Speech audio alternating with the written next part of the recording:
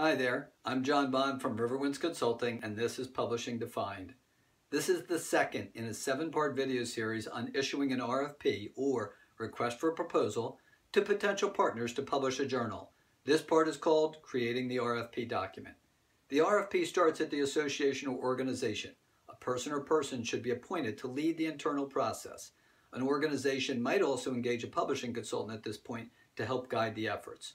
All internal parties involved in the process should be identified and a team assembled, usually with representatives from the leadership, editorial, sales and marketing, and technology.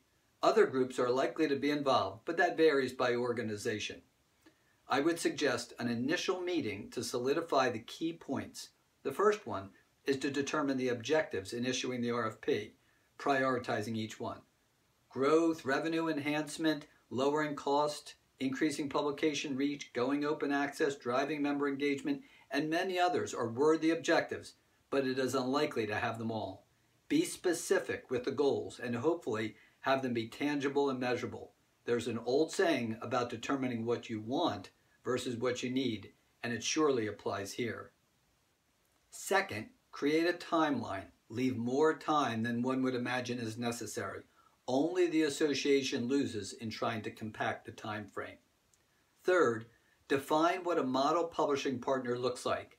Big, small, local, international, generalist or specialist in the journal's field, and so on. This may help focus the effort. Next, agree on the format of the document that is being created. Some general business websites offer templates for RFPs. A bit of advice, a publishing RFP is a complex document and definitely is not cookie cutter. Also, if an RFP was used by the group 5 or 10 years ago, I urge organizations to start fresh. So much has changed in the field and there is value in starting anew. There are recognized topics to be covered in an RFP. For example, sections about the association, about the journal, review of the market, editorial overview, marketing and sales overview, technology expectations, and so on. Within each section, publishing partners will expect certain data to be presented, such as an historical overview of manuscript flow, circulation statistics, subscription history, and sales. These categories do vary by publication type and industry, but many are recognized as musts. Missing key categories will send the wrong signals to potential publishers about how sophisticated the organization is in regard to the RFP and the publishing process. This information is expected by any experienced publisher. Publishing consultants bring to the process an understanding of what both parties want and need, and work to form an arrangement beneficial to the association and its journal. Plus, they save the organization time and effort. Back to the preparation. The RFP will cover the past, the present, and the future. Past data on the publication, the present status, and future goals and objectives. Some advice: be frank about any negatives with the publication or the field. Most likely these negatives will all surface, and better that they come from you and you proactively present them. The more complete the picture is up front, the smoother the process will go. If the journal is currently being published with a partner, be honest about their performance and the reasons that the organization is issuing an RFP.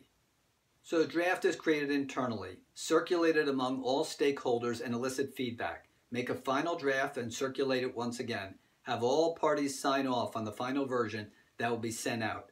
Eventually, all points in the RFP will have to be addressed by the publisher in their proposals. All of the responses will need to be evaluated and compared. While the document is being prepared, it might be worthwhile to create in parallel the weighting system that will be used on each item. More on this later. The final RFP will be an electronic document that may range in length from as little as 15 pages up to 50 or even 100 or more pages, depending on attachments, exhibits, and appendices. The document will likely include several charts, graphs, or tables. Including too much or too little can send a signal to the publishers about how knowledgeable the group is. The conclusion of the document will be a series of questions or points for the publisher to respond to. The more specific these points are, the better for everyone. The RFP should give very specific instructions for the expected dates of submission for the proposals and the expected format.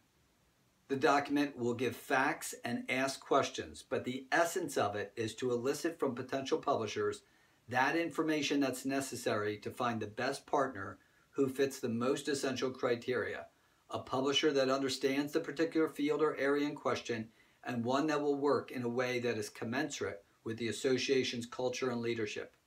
A great RFP should be a tight document focused on exact needs and expectations. Click here to start the next video, building the list of potential publishing partners, or hit the like button below if you enjoyed this video, and please subscribe to my YouTube channel, and make any comments below or email me with any questions. Thanks so much, and take care.